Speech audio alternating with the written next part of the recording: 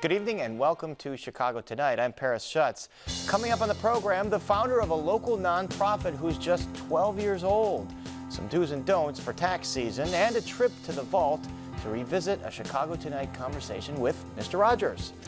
But first tonight, it's less than a week before marijuana will be legal in Illinois. Sales start at 6 a.m. next Wednesday on New Year's Day. Cannabis dispensaries are preparing for long lines and excited customers, but it's likely that not everyone who wants it will be able to legally buy weed, at least not right away. Chicago Tonight's Amanda Vinicky has more. Driving down the rural roads of Delavan, there's a large plot that at first looks like traditional central Illinois farmland, with bales of hay and recently harvested cornfields. Except a swath of the land's fenced in, and not just with barbed wire used to keep grazing cows close. There are also huge signs warning visitors to stay away. It's not that what goes on at Revolution Enterprises production facilities top secret. It's required to take these security measures by Illinois law. Revolution isn't growing soy or corn. Revolution is growing its crop indoors. It is a perfect looking cannabis plant. It's very, very healthy. It's going to be harvested tomorrow, so it's at the very end of its growth phase. It's perfectly ripe, it's flush, it's had its nutrients all removed from it, and it's just pure, clean flower that's ready to go into the drying phase. Some will leave the processing plant as buds. Others, the THC will be extracted, then baked into hand-fashioned chewy candies. Or the oils will be distilled and turned into tinctures. No matter the form, all of it will be sold at Illinois cannabis dispensaries. There's so much demand in the market right now. We sell out of 100% of our product that we offer every single time we release it, which we release it weekly, and it's sold out within minutes. It wasn't always that way. Demand was much slower 4 years ago. When it first started growing cannabis for Illinois' medical marijuana market in 2015, Revolution was only using a quarter of the space here at its cultivation center. About a year ago, they ramped up to 50%. That's when Illinois' medical marijuana law loosened up some and added customers. They've now scaled to 100%, but that's not enough. They're looking to ramp up 1,000% to keep up with the coming recreational marijuana market. Since the bill became law, there are a number of major cultivators here in Illinois who have ramped up construction just like we have, and we are doing our best as stewards of an industry under a great framework to ramp up construction and ramp up our output to the supply chain as quickly as possible in the safest manner possible. Revolution has already started construction on a second building and is expanding its fenced-off footprint from 10 acres to 80. By the time construction's done, years off in 2022, CEO Mark D'Souza says Revolution will have spent $200 million, with the hope it'll make at least that much back in the future. But that doesn't happen at the snap of a finger. Cannabis takes time to breed, to bloom, to prune. Already, Revolution's working to keep up with that increased demand for medical marijuana. The patients have been signing up for cards faster than we can actually build rooms. It takes quite a long time to design, engineer, and then build a growing room and then actually grow the cannabis to bring it to market. It's about a 2-year period. So whereas the market's doubled in size in the last year, it takes 2 years to actually build the rooms just to meet the demand. Cultivators predict legal recreational marijuana will increase demand exponentially from the estimated 800,000 square feet of cannabis legally grown statewide now. At a minimum, the state's going to need, under its current framework, 4 million indoor canopy square feet. All pot legally sold in Illinois must be grown in-state from Revolution or one of the other 20 other licensed cultivation centers like it. If D'Souza's numbers hold true, that leaves a Sequoia-sized 3.2 million square foot gap between marijuana supply and demand. Legislators responsible for the new law acknowledged this potential in a recent open letter, writing, "Medical cannabis patients and caregivers have increasingly raised concerns about product shortages and alleged product and price manipulations. They, and the state's new drug czar, are trying to assure patients who use marijuana as medicine that they won't be cut off thanks to protections in Illinois law. The state has tools at its disposal. We're watching, we're paying attention to every single thing that happens in this industry. When we say we track from seed to sale, we mean we track from seed to sale. We know exactly what is happening, and we're watching to see how we can deal with any potential shortages that happen, including up to and including finding dispensaries for not having the product available at the same levels as they had before the law went into effect. There's no such guarantee for recreational users. There's also the issue of where wannabe law-abiding adults will be able to actually buy weed. Medical marijuana patients can shop at 55 dispensaries statewide, but so far, the state has only authorized 37 of them to also sell cannabis to recreational users. Those are the only places it will be legal to buy pot come January 1st. Despite the higher demand, Revolution says it is not charging dispensaries or customers more for its cannabis. The law that legalizes weed lets each of the 55 medical dispensaries also open second locations. But none of them will be open by Wednesday either. The state hasn't given them approval to do so. In fact, the Illinois Department of Financial and Professional Regulation won't even say how many, if any, of the medical marijuana dispensaries have applied to open second stores. I asked the agency why it won't release that information and got no response. Still so much unknown, Amanda. So we've got the you've got the medical marijuana facilities, 11 of them in Chicago. They get a +1. What about brand new facilities that don't exist yet? How many of those will there be? It'll be a while before any of those are open. Applications for them are due in early January, and competition is expected to be quite fierce. The state has until May to decide which of the 75 of the applicants will actually win licenses to open those dispensaries. And as we said up top, 6 a.m. January 1st, what can customers expect when the clock strikes 6? Well, as you noted earlier, long lines, at least if we're judging by what we've seen in other states, like earlier this month in Michigan. As you noted also, 11 of those dispensaries are going to be open in the city of Chicago, and city inspectors have been visiting each of them to make sure that everything is going to go as planned. Now, if there's anybody who's watching Chicago tonight and is visiting just for the holidays and they want to bring back, a souvenir or some new Illinois pot, they are warned to be careful, because if you're taking it back to a state where marijuana is not legal, well, it's not as if Illinois law is going to offer you any protection. I think some of the Wisconsin state troopers issued a warning about that Yes, recently. they did. All right, Amanda, thank you very much. Sure thing. Happy New Year. Happy New Year to you. And check out our website for our guide to marijuana in Illinois. There you can find a countdown to legalization, information on the state's law, a map of dispensaries, and much more information updated frequently. You can find the guide at WTTW.com/potguide. And we're back to meet a young Chicagoan trying hard to make a difference, so stay with us. Chicago Tonight is made possible in part by Allstate. Allstate is investing in Chicago's youth. We believe good starts young. That's why we're helping our youth develop the skills they need to achieve success in life. Allstate is proud to empower the next generation of leaders.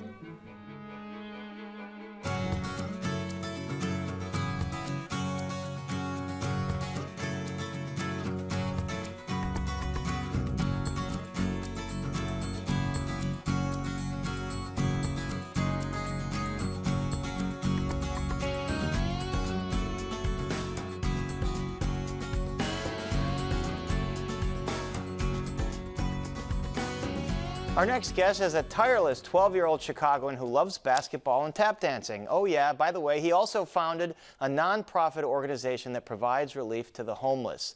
Since beginning Project I Am when he was 8 years old, Jaquil Jackson has distributed tens of thousands of care packages, spoken nationally about the issue of homelessness, and has been honored by former President Barack Obama. He was recently featured on Marvel's new series, Hero Project, on Disney Plus as a young hero making a difference in his community. And Jaquil Jackson joins us now. Jaquil, it's an honor to have you at Chicago Tonight. Welcome. Thank you for having me. All right, so take me back to the moment that you became aware of the issue of homelessness and why you decided you needed to do something about it. So when I was 5 years old, I went to go feed the homeless with my aunt and my cousins with chili. And this was my first real experience helping the homeless. And at 5 years old, I thought everybody had homes. So I was really confused. So I went home and asked my parents if I can give them all homes, but we obviously couldn't do that. So but after they said that, I kept on asking them over and over again, and I wouldn't stop. So then they actually decided to come to a stop of this and actually help me come up with a solution that we can do at the time. And from making these small blessing bags has gone so much farther than we thought it would. Right, so that's what you're providing, blessing bags. So tell us what's in the blessing bags and why you wanted to include those items in there.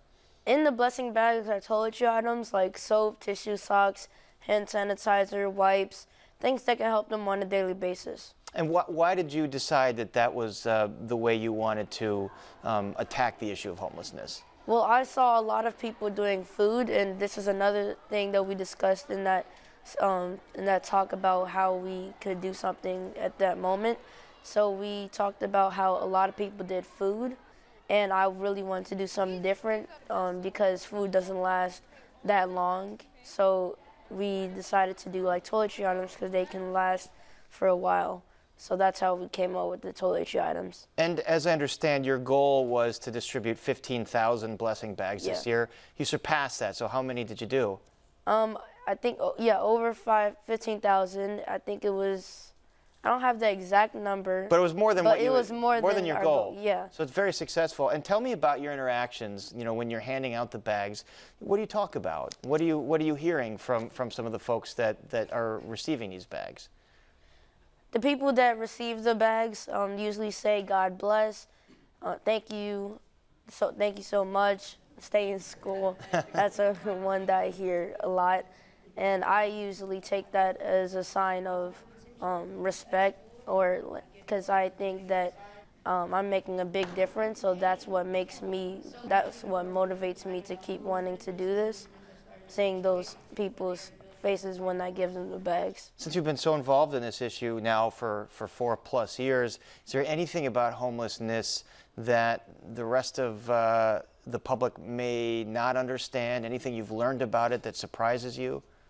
Something that I think that the public might not know is that homeless people are people too. That's something that I like to say all the time because it's something that a lot of people still don't know, and they think that they just pass by homeless people without even having a thought that maybe I should do something, maybe even that this is something that is wrong. Even having that thought is something that you can have, but a lot of people don't have that.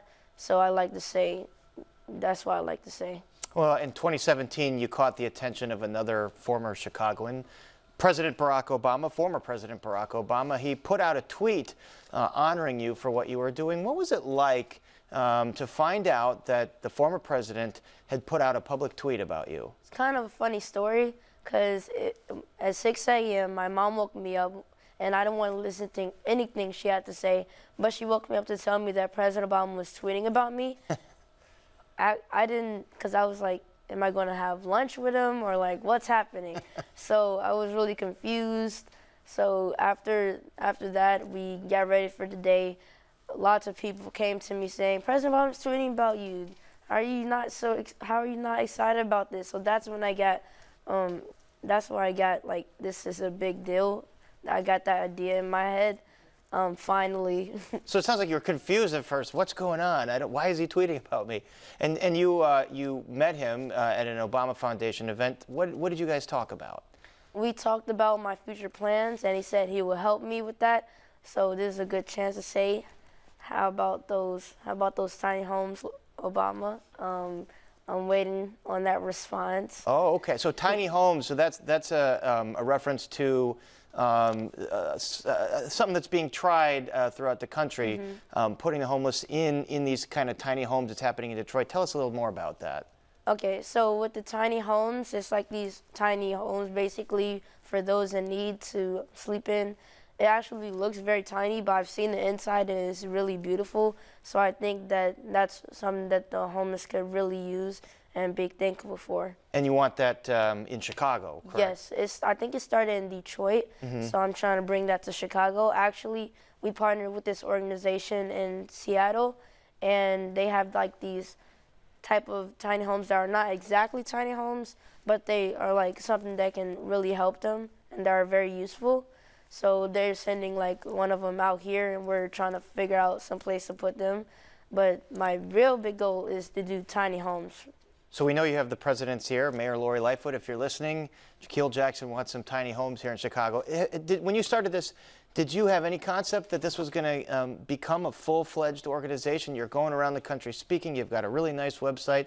You've been recognized by Marvel. Did you think any of that would happen? No, not at all. At first, it started at this little packing party at Razzmatazz. It was like a birthday, but instead of like presents, they brought toiletry items. So we did arcade games, basketball, and it was really fun. And I asked, when is the next one going to be? And my parents thought that was the only one we were going to do. So after that, we started doing more and more, and then just grew. And at first, I started doing like these news interviews, and then after that, it just like blew up, and then we started going from there, and now it's here. And we mentioned briefly that you were featured in this Marvel series. There's a comic book here. I don't know if we can see this. This is your own comic story here, the Hero Project. Make way for Jaquil, the quickest kid around. So tell us about this comic book. What's the storyline here? So Marvel is doing this thing called the Marvel Hero Project, where they are featuring like 20 kids across the world who are doing great things in their community. So I was one of them. So thankful for that. So they made a comic book, and this is featuring all the things that happen in my daily life, and it's also featuring the things that I do with the blessing bags, how I pass them out, and it's showing like that thought of me getting super speed, and then I finally have super speed. So super speed is a superpower you want. Yeah, that's because you're doing so many things, you need super speed to get them all done. Well, because we mentioned you also, in addition to all this wonderful work you're doing, you're a great basketball player, you're a tap dancer. How do you find time to go to school, hang out with your friends, and tap dance and play basketball? I also do breakdance and acting. And acting? Yeah, so just to add that in. I also do those things. My parents manage my schedule, and I have this huge calendar in my room that has all the things that I do. Well, not even half of the things that I do, because my parents do not tell me anything. Really? They tell me at the last minute when I have an activity. It's less stressful for you that way. So very quickly, you want to kind of combine your business sense with your love of basketball when you grow up. Your biggest dream is what? To become an NBA player and also own my own NBA team. But at the same time, I also want to own own my own business, just like I'm doing now, and be an entrepreneur still. Just like LeBron James, he's one of the people that I look up to, because he does a lot of philanthropy outside of basketball.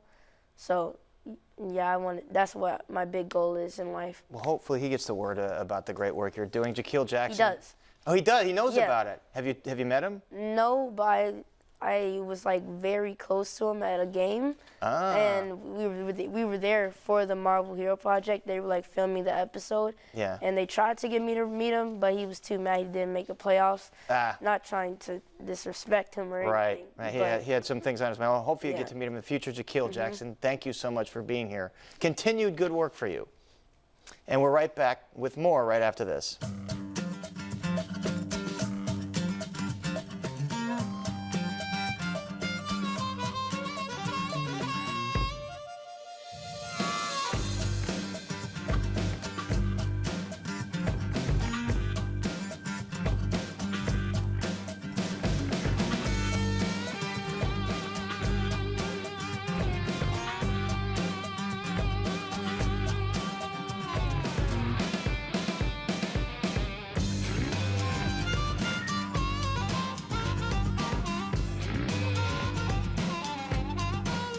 Here's more of what's making news in Chicago tonight. It's a favorite New Year's tradition in Chicago. The CTA is reminding riders today that bus and train rides are free from 10 p.m. New Year's Eve till 4 a.m. New Year's Day. There'll also be some added service on many of those routes. The CTA does this every year to make sure people who are out reveling are not getting behind the wheel. And remember, cabs can be hard to come by, and ride share fares go through the roof.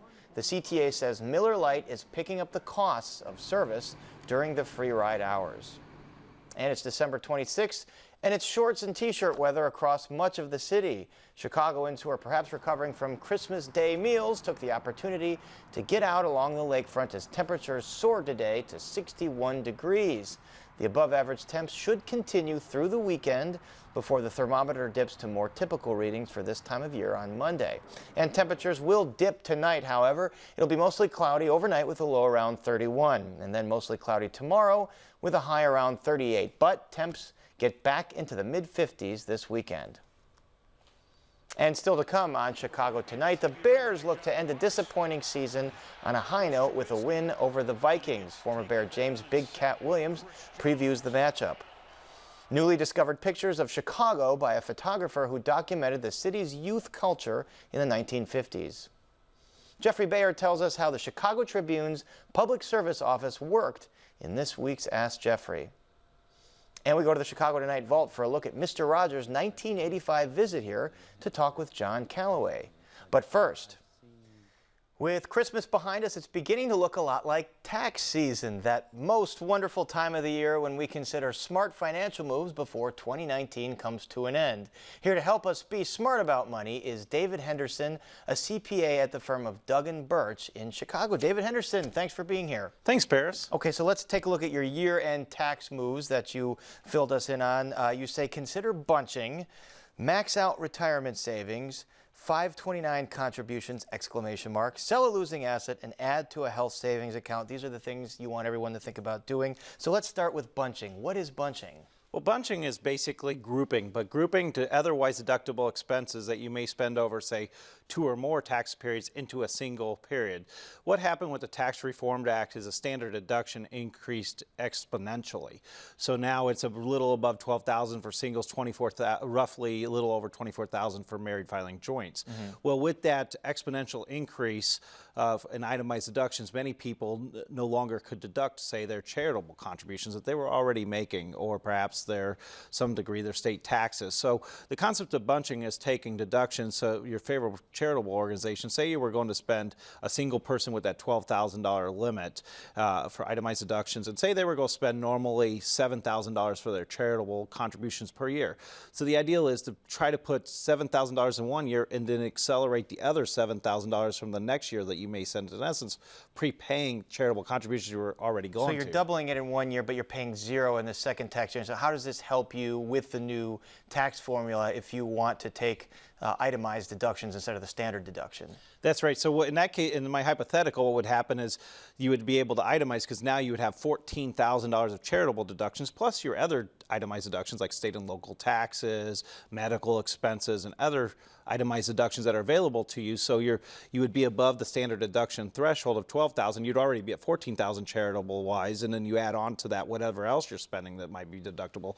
So you have a larger pot of deductible expenses than you would if you were just spreading them out normally at, say, $7,000 and $7,000, because in that case you're just going to take your standard deduction, and hence you're really not going to get a tax benefit from those dollars. Is there a rule of thumb that you guide people with when deciding whether to take the itemized or the standard deduction right now?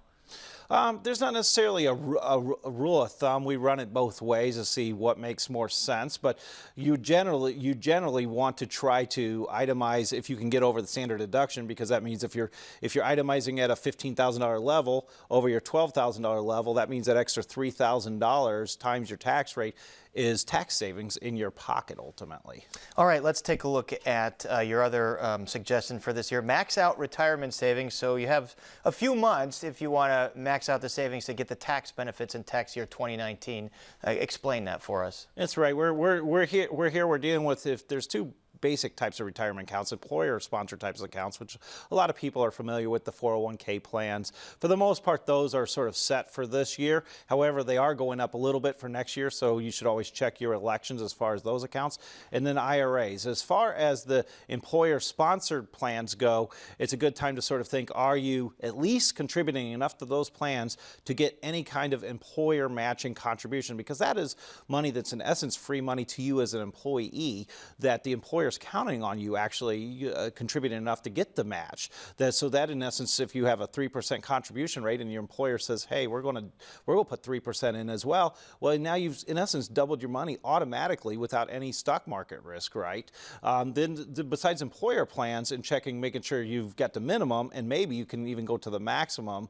So I mean, the next year. What is the maximum? The maximum for 2019 is 19,000. For next year, it's 19,500. Gotcha. Unless you're over 50, then you can put an extra. I believe it's 6,000 around that. 6,000 this year, 6,500. But you have all the way until April to max out or add more into reduce your taxable income for 2019, correct? On IRAs, yes. IRAs, instead of employer plans like 401ks and IRAs, you can take all the way into the unextended due date for the tax return, which is 4/15 for most individuals, to max that out. And what's the rule of thumb when you're choosing between a Roth IRA or a traditional IRA?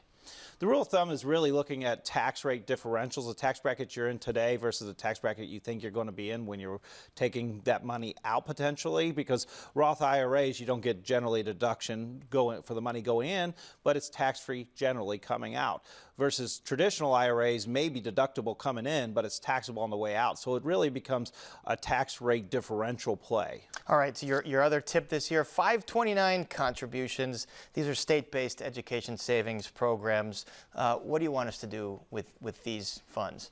Yeah, certainly consider the funds. There's not a federal deduction for that, but there's state tax incentives. State of Illinois, you can deduct up to $20,000 of contributions to their Bright Start plan if you file a married filing joint return in Illinois. Other states, if you don't, for instance, if you're in the larger viewership area, maybe like Indiana, for instance, Indiana has tax credits that are available. So the states actually are better at incentivizing on a tax-preferred basis contributions for education savings than the federal government is. All right, so you also have some non-tax related year-end plans. You're advising people to use or lose any FSA money and adjust for next year, adjust investment allocation, review your estate plan, make a budget, and review your goals. So first, FSA money. Remind us what that is. It stands for Flexible Savings Account, right? That's right, and this is generally money that employees have withheld out of their paycheck on a pre-tax basis, so they're not paying any federal income tax on it, and they put it into, in essence, an account, and you spend it on certain things, certain qualifying expenses. Usually those are going to be medical expenses, and some other things can qualify. But the reality of it is the big contingent, or the 800-pound gorilla in the room on that money is if you don't spend it generally by the end of year, then you forfeit that money, that money that's yours. So on a pre-tax basis, you put money at pre-tax, but it's all gone. So it's you need to gone. spend it. You have to use it or lose it. You want to spend it, and some employers allow additional grace periods into the beginning of the year, but you have to check with your employer on that. The general rule is 12/31. All right, estate plans. Why is this a good time to start reconsidering your estate plan? It's a good time to reconsider it because there were a lot of tax law changes at the end of 17, and one of the major areas that changed was the estate tax and gift tax area. And the way estate tax attorneys and estate planners drafted wills and trusts and the like used certain figures and certain formulas based on the old law. And with the new law change, it may result in a distortion in the way your estate ultimately gets distributed if you haven't revisited that for a while. All right, you're also saying that it's time to adjust your investment allocation. Is 2020 a particular year where people should be looking at one asset, one investment over another? I generally think it's a good time just when you're getting to elections and looking at your retirement plan and what do you want to elect for next year, or your IRA, what do you want to put in there in the first few months. It's a good time to look at your allocations and make sure that you're comfortable. With the run-up in the stock market, sometimes allocations can get to equities can get skewed a little bit more than what your investment policy statement would otherwise allow, or what you want as far as a balance. So it's a good time to sort of, while you're doing the tax stuff, to look at the investment side, either individually if you're comfortable with that, or with your advisor, and say, is this allocation in accordance with what overall long-term I want my balance to be? And very quickly, do you anticipate a similar performance for the stock market in 2020?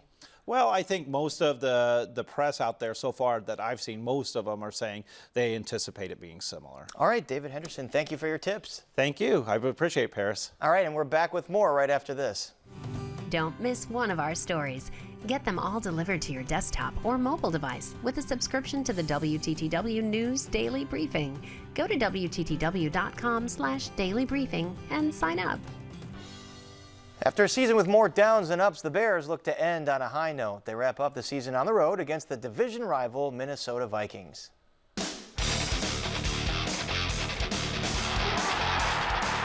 Joining us with a preview of the matchup is James Big Cat Williams, former Bears offensive lineman, and we should mention that we are recording this segment on Monday afternoon before we know the outcome of the Minnesota-Green Bay game. But Big Cat, what are the Bears playing for on Sunday?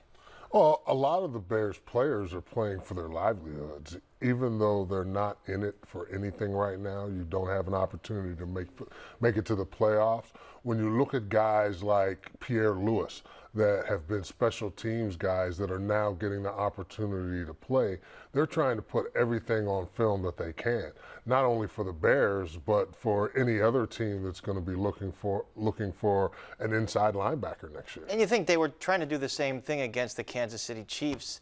They came up well short, 26-3. Were you surprised at that outcome? Very. I was very surprised at that outcome.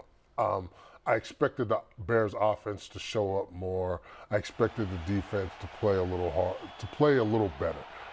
You know, when Goldman went down, you knew that Kansas City was going to have an opportunity to run the ball a little bit more, especially up the middle. Now Goldman's out, Hicks is out, Trevathan's out. You know, the middle of the defense is basically gone. You know, Smith's not in there. So it was an opportunity that Kansas City took full advantage of, and there was nothing the Bears could do about it. And I think the Bear fans wanted to see something from the quarterback, Mitch Trubisky, especially considering the guy they passed up. Patrick Mahomes is all-world for Kansas City. Where did it go wrong for Trubisky last week? I'm not sure. I mean, you look at the Robinson throw early in the game that had wide open, and he missed it. You know, missed him by about 4 yards, and it was an opportunity for the Bears to tie the game up. That would have made the game, you know, 7-7, I do believe, at that time. So they had their chances. Mitch didn't. You know, the first drive looked decent. I didn't like the hits that Mitch took on that first drive, attempting when he was running the ball. But it paid dividends later in the game as far as opening up the run game a little bit for Montgomery. Those ends weren't able to crash as hard because they did have to respect Mitch's running ability off the edge. So, you know, he did some things well. I still would have liked to have seen them get out of the pocket a little bit more. I would have liked to have seen them run a little more play action. I haven't had a chance to go back over the game, but it just didn't seem like they did the things to help him out that they Well, you mentioned before we went on air that the Chiefs' defense excelled at all the things that Trubisky fails to do as a quarterback. Explain what you mean by that. Well, when you watch the game from Sunday night, Kansas City brings a lot of guys up to the line of scrimmage, and they make the quarterback and the offensive line or whoever's in protection make decisions. Who's coming, who's not, which way is the line going to slide. And you saw several instances where the line would slide one way, Mitch is holding the ball, trying to throw it, or just as he gets rid of it, he gets whacked because he doesn't actually know where the blitz is coming from and he's not seeing it. When you see a player like Mahomes do it in the same game, you know, Mahomes is fading backwards a little bit. He's sliding away from the pressure. He knows where the pressure is coming from, and you just did not see that from Mitch, and you haven't seen it all season. You know, the last 2 years, the Bears have matched up really well against the Vikings. They've had their number. Do you think they still have that advantage going into Sunday? Well, I think it depends on a lot. Is Goldman going to play? How much of this locker room is still heavily invested in what has to be done?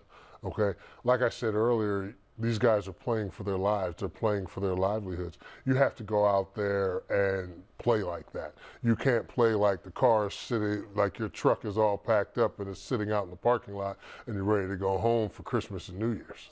What is the key to the defense, banged up as it is, to stopping the Minnesota Vikings, which they seem to do in the first game of the year?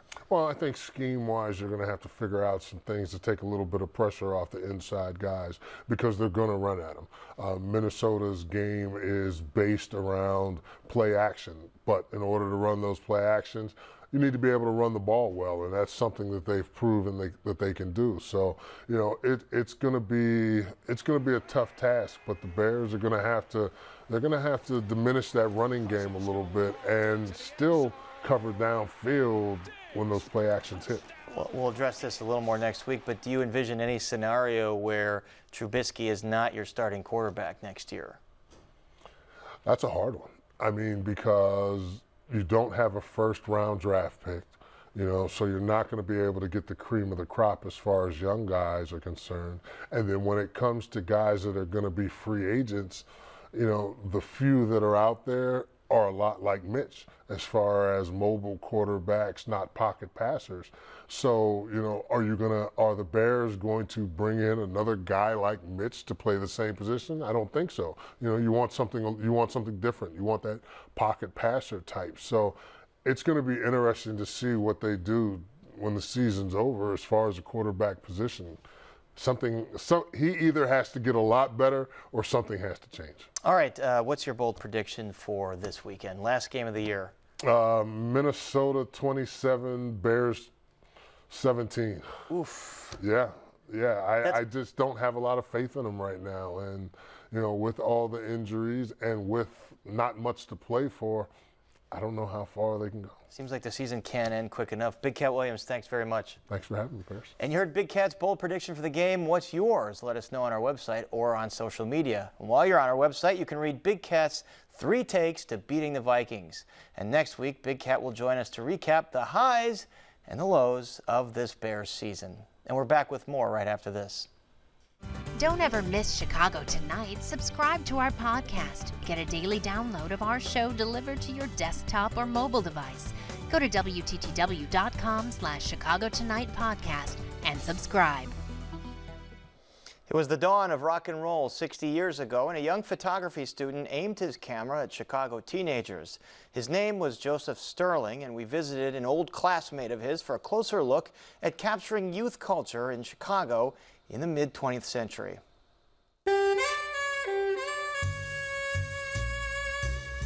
Joe Sterling wasn't much older than his subjects in the late 1950s. That's when he embedded himself in groups of Chicago teenagers to document their rebellious lifestyle.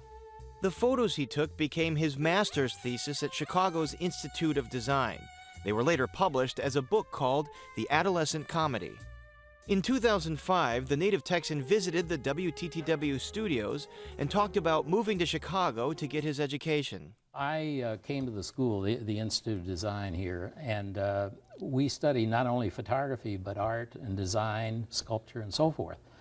And so I was so thankful not to just be totally confined to photography. Most of the kids were really, you know, I think I was so young looking at the time. You know, I was almost a teenager myself. Joseph Sterling died in 2010 at the age of 74. I just can't remember that, being that young. Bob Tanner was Joe Sterling's classmate. A noted photographer himself, he runs Perspective Gallery in Evanston. Joe and I actually came to the Institute of Design on the exact same day, and we became friends. Every once in a while, we would go on a field trip, and that's when we would photograph together. We'd go to Joliet or, you know, someplace downstate or up north. Some of those early explorations of Chicago and the region were recently rediscovered. We had worked with Joe for the last 10 years or more of his life, and after he passed away, his wife had us over, wanted us to engage with more of the work that, you know, we had not known existed. When we looked at the work, my gallery director and I just were very surprised to see the breadth and depth of the work. Joe Sterling's teacher at the time was the renowned photographer Aaron Siskind. Aaron was the one who really worked with him,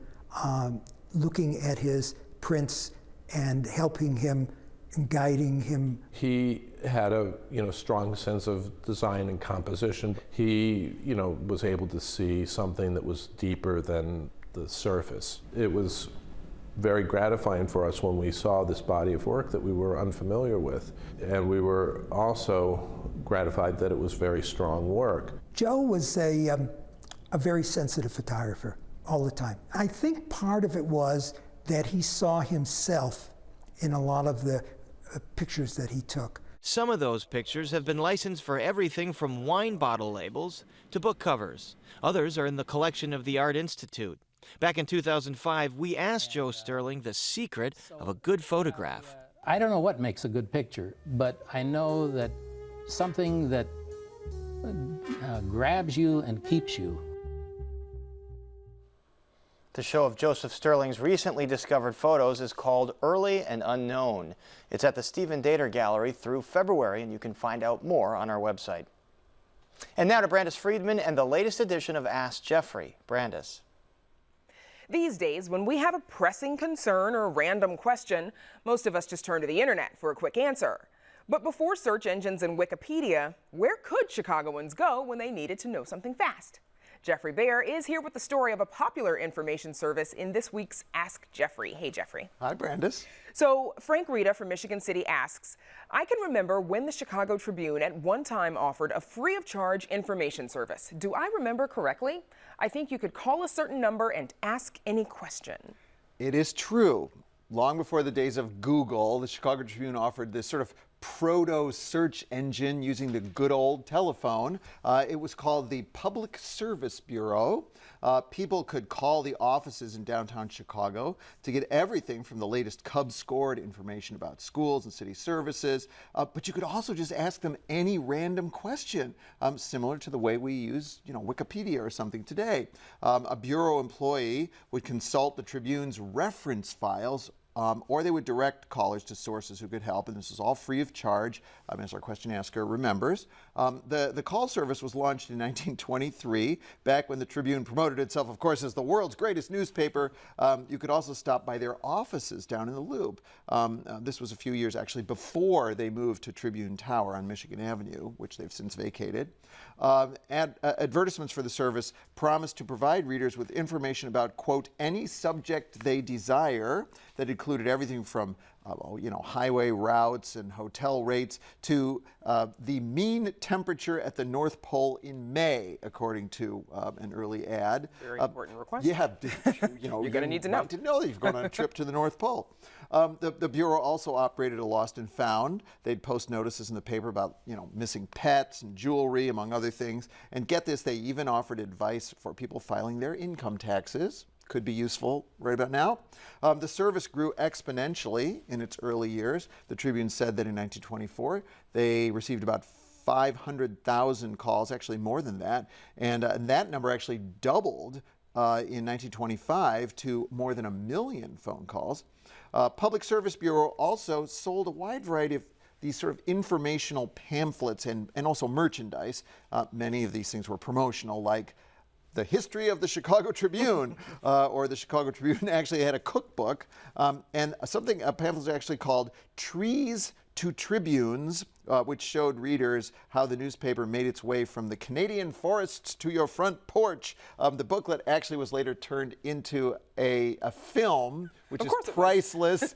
Take a look at this. Before tomorrow's Chicago Tribune can be printed, there must be paper. And to make paper, there must be trees.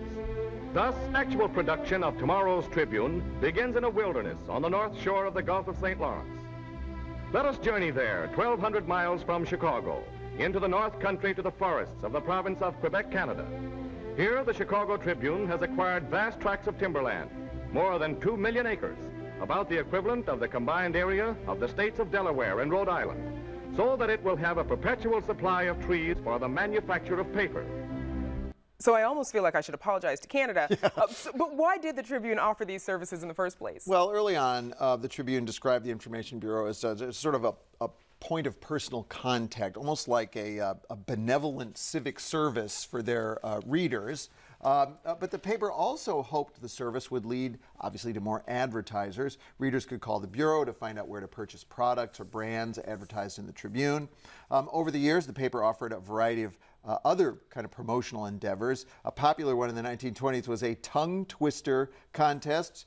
Readers could send in an original tongue twister, and if they were selected, they would win a cash prize. $1,500. Look at that. And get their work printed in the newspaper. Here's one from 1923 submitted by R.W. Soderbergh from Elmhurst. I'm going to give this a try. Frederica fried fritters for Fräulein's frivolous friends. Brandis, give it a try. Okay.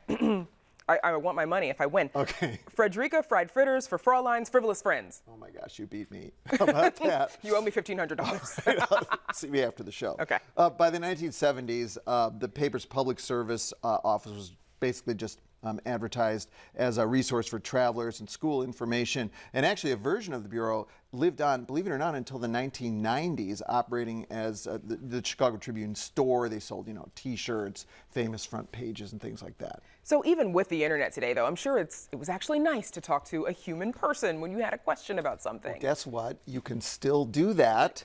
Not with the Tribune, but there is a similar service today run by the Chicago Public Library. Chicagoans who don't have internet access or who just want to, as you say, just speak to a real person can call the service with any question or inquiry. The library says common call topics range from directions and telephone numbers to movie information and even crossword puzzle assistance.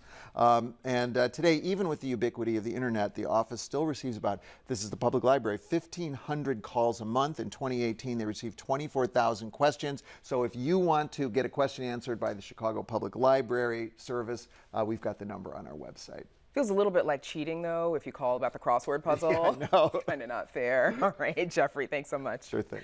And you can learn more about this story, as Jeffrey said, on our website. And while you're there, be sure to submit your own questions to Jeffrey Baer. And we're back with more right after this. Chicago Tonight is made possible in part through the generous support of the Julius Frankel Foundation.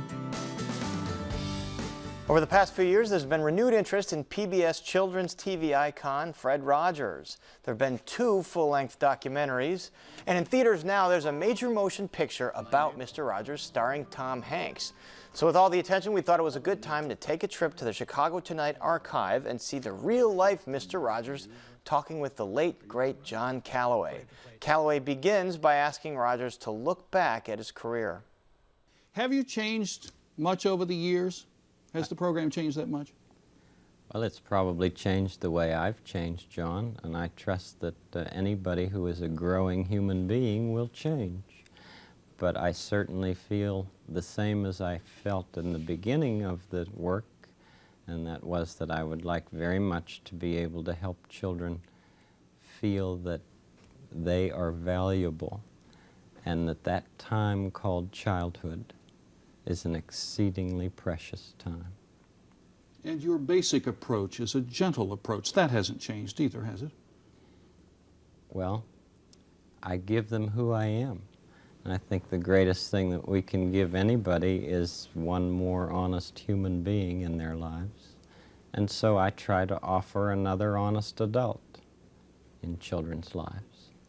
I'm not an actor. I've never had a course in acting. In fact, it was almost a fluke that I would be in front of a television camera. The first 8 years, I was never seen. How was it that you came to be in front after being behind the camera for so long? I went to the CBC in Canada, and Dr. Fred Rainsbury, who was then head of their children's programming, said, "Fred, I've seen you talk with children. I'd like you to translate that to television." And I said, "Well, I thought I was coming here to do puppets." And he said, "You can do puppets, but try this just for me." And so that's the way it started. By the way, we should mention that you're in Chicago at the behest of the Friends of Channel 11. You're doing 2 concerts that are sold out, I'm told, at the auditorium tomorrow. And all of this is a part of the 30th anniversary of WTTW, the celebration of it. And you've really had quite a day. You want to take a nap for... You'd do that on your program, wouldn't you? Thank you go ahead for that. Go ahead and have a nap. But what about the children? that you do broadcast to, over a 19-year period, do you get a sense in any general way that they've changed? I was with a group of children just a couple hours ago, and many of the children ask many of the same questions that children asked me a long time ago, such as, how did you get out of the television set? You know, we human beings have certain growth tasks that we must perform through life. And one of them early on is to try to get our special people in the special places that they belong. And when a child sees me, for instance, away from the television set, that seems to be the wrong place. It's just like seeing your teacher in the supermarket. It doesn't seem to jibe. I remember the first time I saw Jack Benny on television after listening to him on the radio all those years. Mm-hmm. You expected him someplace else. Yeah. Well, I try to explain to the children that I'm a real person, and that's why I can be on the street or in an airport or wherever they might be seeing me. But what's on television is just a picture. Because I think what concerns them is that if they can see me on the street, maybe they can see some of the scary stuff that's on television too. Maybe it can come out as well. So I try to help them to know that, that all of television is just a picture. For the people who are watching this program, for adults who are watching this program and who may not have a chance to see your program that much, I mean, they know you, they know you're a legendary figure in American television, but what age children, what age group are you trying to reach, and essentially what are you doing? I've always thought of the neighborhood as a preschool program. There are some parents now who seem to be watching with their children very, very young. I mean, infants in arms.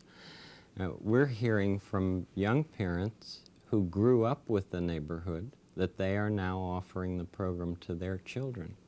So it's like giving a familiar book that your parents read to you and now you're giving it to your child. I think that it has something that we can't be sure of with that generation going. Do you know what I mean? That if somebody was raised with the neighborhood, think what it means for that person to then give it to their child. What does it mean to you? I mean, that must be an incredible experience for you. Yeah, it is. I never, in a million years, I wouldn't have dreamed 30 years ago that I'd be sitting here talking with you about 30 years of work in television. But I just seem to have gone on. I've asked you about change, and in response to my question, you've talked about the constants. And that's good, because if the constants are there, we surely need those, and we need to know about them. But aren't there changes? There are. What are they, as you see them, as you experience them? I see children seeing what I call problem solving on television, which I think is awful tough to take. Children look to adults to find out how they can solve things. And if they see some of what I see on television, the way adults solve problems, then I think that they're seeing some mighty scary things. That when people are angry, they just annihilate their opponent. I think it's so much more dramatic to be able to have people struggling with a problem and resolving it that way, rather than just wiping out whatever seems to bother you. And this comes through cartoons as well as nighttime dramas for adults. But when you've had to encounter the prospect of dealing with conflict on your program and dealing with it in a way other than bang, bang, you're dead, now we can go to commercial, how have you dealt with it? Has somebody had to say, Fred, it's time you dealt with divorce on your program? Or did you have to go to, did you all kind of come on to it and say at a certain point, let's do a program on divorce? No, I don't think that I would have thought to do that 20 years ago. But there are so many, well, everybody's affected by it now. But when it happened, what was the process? Did somebody have to shake you up a little bit and say, Fred? Oh, no. We got to do it? Or were you on top? How does that work? No. I certainly was aware of how many kids are under stress because of divorce. And so, in my way of trying to help children realize that in the adult world, many things that happen have nothing to do with whether they were good or bad. It's out of their control. And many children think that because their parents got a divorce, that it was their fault, that it was the child's fault. And that doesn't get erased just by saying, no, it wasn't. But we mounted some adult programs along with the children's programs on divorce, and they seem to be helpful too. You know, whatever is mentionable is much more manageable in this life. And I would hope that through the neighborhood, both children and adults could see that a wide range of things are very mentionable. I like kids to know that it's all right to feel, and it's all right to feel what some people think might be negative feelings, because you can work them through. Two public television greats, Mr. Rogers and John Calloway, back in 1985. And that's our show for this Thursday night. Please join us tomorrow night at 7 for the Week in Review. We leave you now with a holiday favorite from members of the Chicago Symphony Chorus. Here's Deck the Halls, recorded during their visit to Chicago Tonight. Now, for all of us here at Chicago Tonight, I'm Paris Schutz. I thank you for watching. Good night. Deck the hall with boughs of holly, fa la la la la la la la la. 'Tis the season to be jolly, fa la la la la la la la la. Don we now our gay apparel, fa la la la la la la la. Draw the ancient Yuletide carol, fa la la la la la la la la la. See the blazing Yule before us, fa la la la la la la la la. Strike the harp and join the chorus, fa la la la la la la la la. Follow me in merry measure, fa la la la la la la la. While I tell of Yuletide treasure, fa la la la la la la la. Closed captioning is made possible in part by Robert A. Clifford and Clifford Law Offices, wishing all a happy and healthy holiday season.